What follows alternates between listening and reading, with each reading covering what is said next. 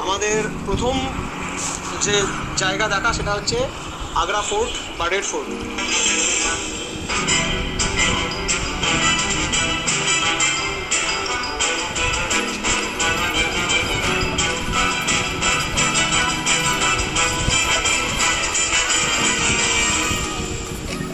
আমার মতো যাদের স্মৃতিশক্তি দুর্বল, ইতিহাস পড়ার সময় তাদের কাছে মনে রাখা খুব কঠিন হতো ইতিহাসের বিভিন্ন রকম সাল আর মুঘল শাসকদের সিরিয়াল। তবে নিনজা টেকনিক সেই যুগেও ছিল। ছোট্ট একটা ছড়া মনে রাখলেই মুঘল শাসকদের পরপর নামগুলো মনে চলে আসতো। বাবার হলো আবার জ্বর, ছাড়িল ঔষধ। আর মুঘল শাসকদের কথায় যখন উঠল, তাহলে চলুন সবাই মিলে একবার দেখে নিই মুঘল শাসকদের তৈরি আগ্রার অন্যতম আকর্ষণ আগ্রা ফোর্ট। এখানে কিন্তু কাউন্টার বন্ধ আছে, অফলাইন টিকিটের কাউন্টার। তো আপনাদেরকে অনলাইনে টিকিট বুক করতে হবে। অনলাইনে বুক করার জন্য এখানে আপনি ফোনপে বা পেটিএম ইউজ করতে পারেন। টিকিট আপনি এই ভিডিওতেও করতে পারেন। এই যে কিউআর কোডটা দিচ্ছে, এটা একবার করতে পারবেন। টিকিট করার সময় এই অপশনগুলো ফিল করতে হবে। কোন ডেটে আপনি ভিজিট করতে চাইছেন, কখন ভিজিট করতে চাইছেন, যে কোনো একটি ভ্যালিড আইডি প্রুফ এবং তার নাম্বার এবং সেই সাথে আপনার ফোন নাম্বার। আর একটা টিকিটে আপনি সর্বোচ্চ 5 জনকে অ্যাড করতে পারেন। টিকিট ছাড়াও আরও 10 টাকা পে করতে হয়। সেই কোডও আপনি এখান থেকে স্ক্যান করে পে করতে পারবেন। টিকিটটা আপনার প্রিন্টের কোনো দরকার নেই, টিকিট আপনার ফোনেই থাকবে। শুধু ওখানে ঢোকার সময় দেখিয়ে দিতে হবে। আজকে সানডে, পঞ্চমীর দিন, লোকজন তো প্রচুর হয়েছে। কাউন্টার আছে, সেই কাউন্টারে জমা করতে হবে। এই লিস্টে একবার দেখে নিন কী কী জিনিস নিয়ে আপনি আগ্রা ফোর্টের ভেতরে প্রবেশ করতে পারবেন। তারপর জমা করে দিলাম। এখানে ক্লক রুম আছে, ক্লক রুমে আপনারা আপনাদের মালপত্র রাখতে পারেন। এর সঙ্গে পেয়ে যাবেন token, free of cost. Token নিয়ে নিলাম। চলুন এবার করবো হচ্ছে এন্ট্রি। আগ্রা ফোর্টে প্রবেশ করার পরে প্রয়োজনে আপনি গাইডের সাহায্য নিতে পারেন। সেই গাইড নির্ধারিত মূল্যের বিনিময়ে আপনাকে এই ফোর্ট ঘুরে দেখাবে আর আপনাকে এই ফোর্টের ইতিহাস সম্পর্কেও বলবে এবং সেই সাথে আপনার সুন্দর সুন্দর ফটোগ্রাফিও করে দেবে। আগ্রা ফোর্টের এই হচ্ছে নহবতখানা।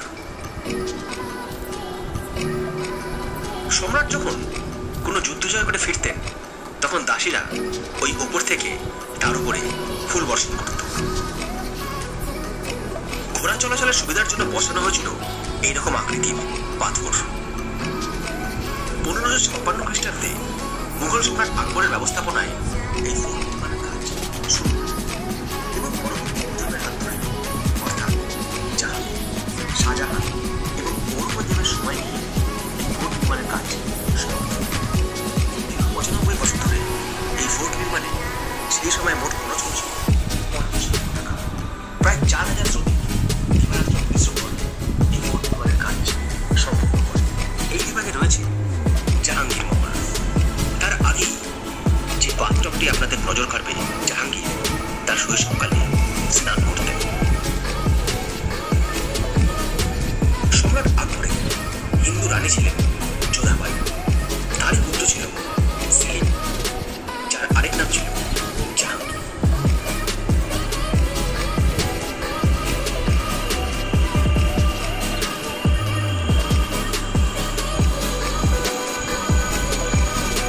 জাহাঙ্গীর মহলে দেখে নিন সম্রাট জাহাঙ্গীরের শয়নকক্ষ এবং ডাইনিং হল।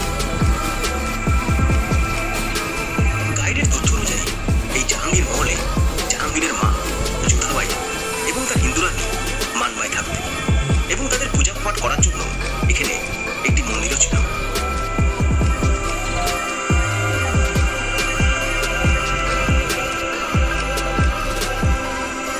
এরপরে রয়েছে সম্রাট আকবর এবং জাহাঙ্গীরের লাইব্রেরি বা গ্রন্থাগার।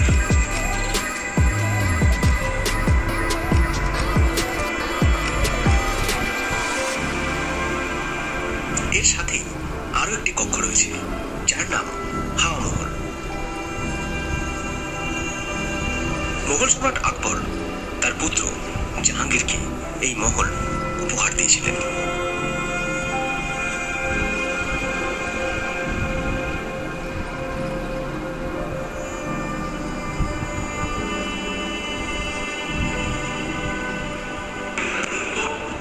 ये बॉल जो है ना हॉलो है, छत पे पानी का टैंक बना हुआ है। जब भी সেই যুগে এসি মেশিন তো ছিল না, কিন্তু এই কক্ষের দেয়ালগুলো এইভাবেই তৈরি করা হয়েছিল, সেগুলো মাঝখান থেকে ছিল ফাঁপা এবং তাতে জল ভরার ব্যবস্থা ছিল, যাতে ঘরের তাপমাত্রা ঠান্ডা থাকে। এরপর দেখে নিন সম্রাট শাহজাহানের দুই অবিবাহিতা কন্যা রওশনারা এবং জাহানারার পালকি মহল। নিরাপত্তার কারণে আগ্রা ফোর্টের চারিপাশে দুটি পরীক্ষা কাটা হয়। একটি পরীক্ষা ছিল জঙ্গল বেষ্টিত, যেখানে বিভিন্ন হিংস্র জন্তু জানোয়ারকে ছাড়া থাকত, এবং দ্বিতীয় পরীক্ষাটা ছিল জল বেষ্টিত, যেখানে থাকত বড় বড় সব কুমির। গাইডের তথ্য অনুযায়ী এই কক্ষটি সম্রাট শাহজাহান এবং তার বেগম মুমতাজের শয়ন কক্ষ।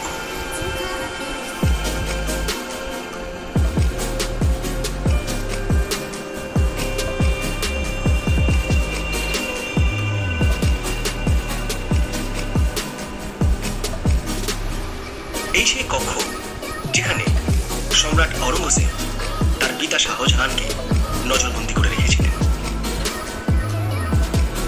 মহলে রয়েছে একটি গুপ্ত সুড়ঙ্গ পথ।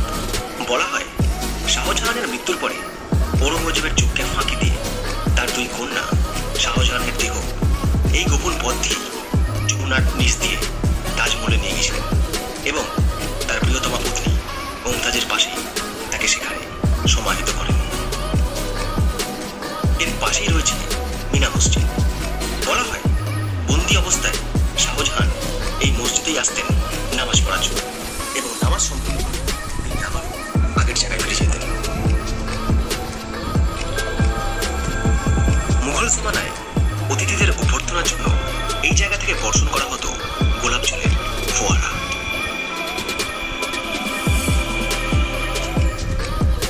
সম্রাট জাহাঙ্গীরের সময় সুদূর কাশ্মীরের মাটি নিয়ে এসে এই জায়গায় রোপণ করা হয়েছিল আঙুর ফলের গাছ। সেই আঙুর থেকে তৈরি হতো শ্যাম্পেন, যা ছিল জাহাঙ্গীরের অতি প্রিয়। ইতিহাস পড়ার সময় দিওয়ানে আম এবং দিওয়ানে খাস এই দুটো শব্দের সাথে আমরা হয়তো অনেকবারই পরিচিত হয়েছি। এই হচ্ছে দিওয়ানে খাস, বলা যেতে পারে মোগল শাসকদের পার্লামেন্ট। এই জায়গায় সমস্ত মন্ত্রী পরিষদের সাথে তাদের বৈঠক হতো।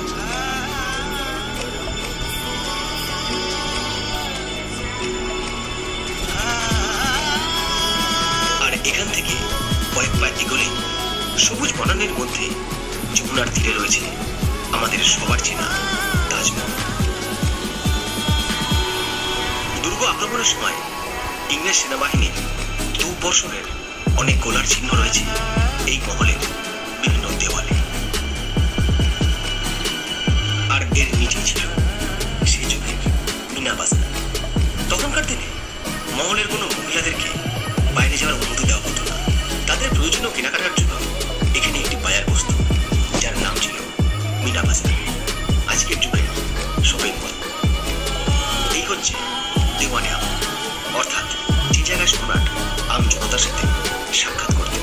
তাদের অভাব অভিযোগ শোনা হতো এবং চলত বিচার কার্য, অর্থাৎ সেই যুগের কোর্টরুম।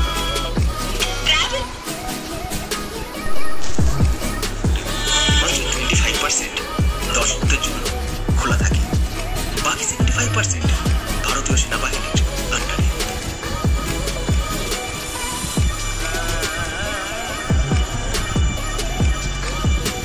যেসব দর্শক বন্ধুরা আগামী দিনে আগ্রা ফোর্ট দেখতে আসবেন, তাদের জন্য কয়েকটি কথা।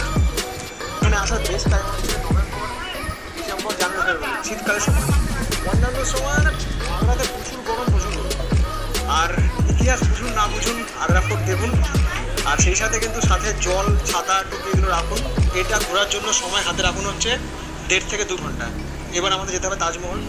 তার আগে দেখিয়ে দিই আগ্রাতে যে হোটেলে আমি আছি আজকে।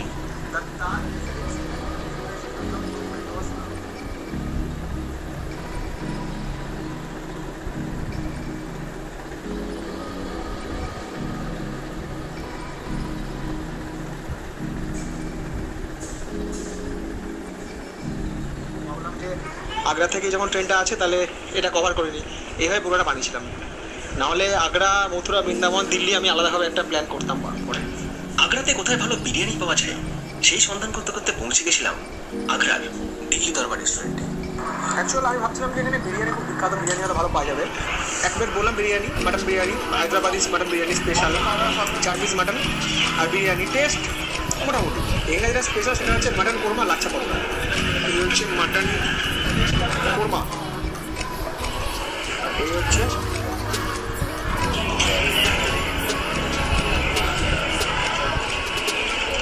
এটাই এখানকার নাকি স্পেশাল মটন কোরমা পরোটা।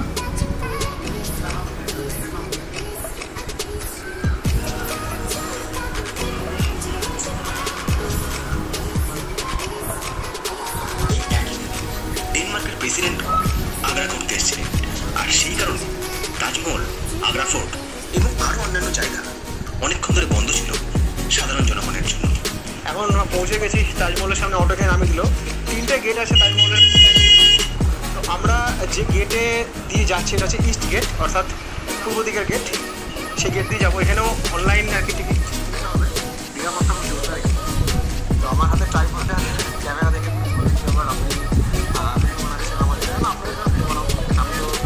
ব্লগার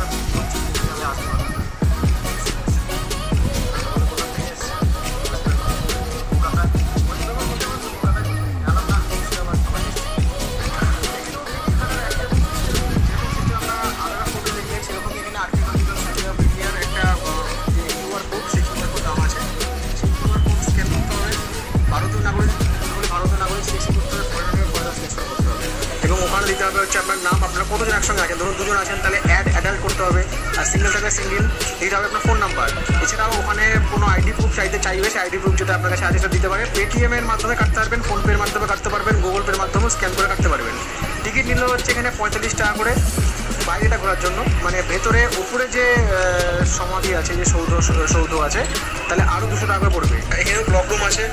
ব্লক রুমে আপনাদের সঙ্গে যদি ব্যাগ ট্যাগ থাকে, কোল্ড ড্রিঙ্কস এইসব জিনিস মানে থাকে, জলের বোতল এলাও, কিন্তু কোল্ড ড্রিঙ্কস এলাও নয়, চিপস কুরকুরে এসব কিছু এলাও নয়। এগুলো আপনারা কিন্তু ব্লক রুমে রেখে দেবেন।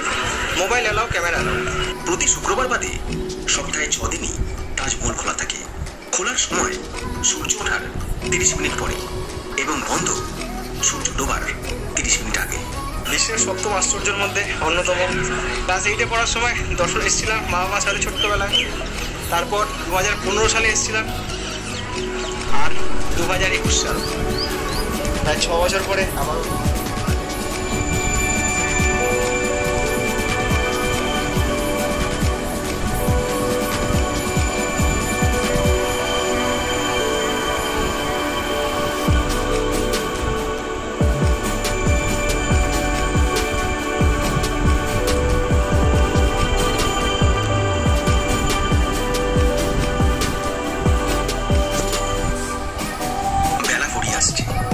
শেষ বিকেলে অস্তমিত সূর্যের আলোর ছটা, যমুনার নীল জলে, কত শত বছর ধরে কত ইতিহাসের উত্থান পতনের সাক্ষী এই নদীটা। খেয়েছে তুঘলক, সৈয়দ, লোধি, মুঘল, পর্তুগাল, ফরাসি, ইংরেজদের মতো কত সাম্রাজ্যের ইতিহাসের পটভূমি তৈরি হয়েছে এই নদীর তীরে। সবকিছু শেষে ইতিহাসে ইতি টেনেছে এই ভালোবাসার ইমারত। আমার মতো তুচ্ছ মানুষের কাছে ভাষা নেই এই শেষ শুক্রমহলকে ব্যাখ্যা করার মতো। বিশ্বকবির কয়েকটা লাইন আজ খুব মনে পড়ছে। চলে গেছো তুমি আজ মহারাজ, রাজ্য তব স্বপ্ন সম গেছে ছুটে, সিংহাসন গেছে টুটে, তব সৈন্যদল যাদের চরণ ভরে ধরণী করিত টলমল, তাহাদের স্মৃতি আজ বায়ু ভরে উড়ে যায় দিল্লির পথের ধুলি পড়ে। বন্দিরা গাহে না গান, যমুনা কল্লোল সাথে নহবত মিলায় না তান, তব পুরো সুন্দরীর নুপুর নিক্ষণ, ভগ্ন প্রাসাদের কোণে মরে গিয়েছে লিশন, কাদায় রে নিশার গগন, তবুও তোমার দূত অমলিন, শ্রান্তি ক্লান্তিহীন। তুচ্ছ করি রাজ্য ভাঙা গড়া, তুচ্ছ করি জীবন মৃত্যু ওঠা পড়া, যুগ যুগান্তরে কহিতেছে একস্বরে, চিরবিরহীর বাণী নিয়া, ভুলি নাই ভুলি নাই ভুলি নাই প্রিয়া।